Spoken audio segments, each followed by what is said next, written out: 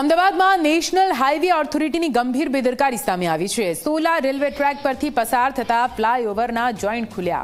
Joint વચ્ચે gap હોવાથી ડામર પૂરવામાં આવ્યો છે। આ બ્રિજ વાહન ચાલકો માટે જોખમી સાબિત થઈ શકે। વારંવાર થીગડા મારીને કરાય છે કામગીરી।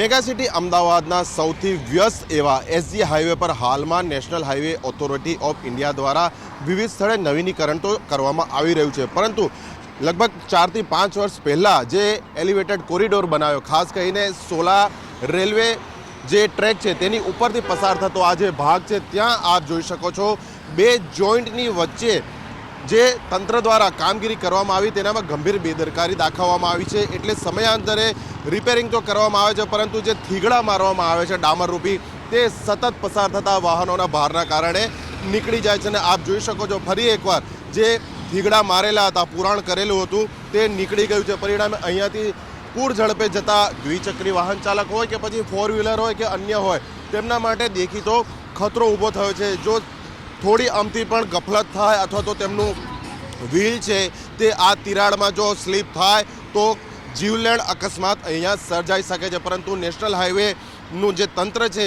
એ ફક્ત સમયાંતરે અહીંયા થીગડા મારવામાં જ પોતાની સમજદારી બતાવે છે, નથી કે કોઈ કાયમી ઉકેલ લાવતો। ત્યારે ફરી એકવાર આ જે દ્રશ્યો સામે આવે છે તે બાદ પ્રશ્ન એ છે કે NHAI દ્વારા આ સમસ્યાનો કોઈ કાયમી ઉકેલ લાવવામાં આવશે કે કેમ।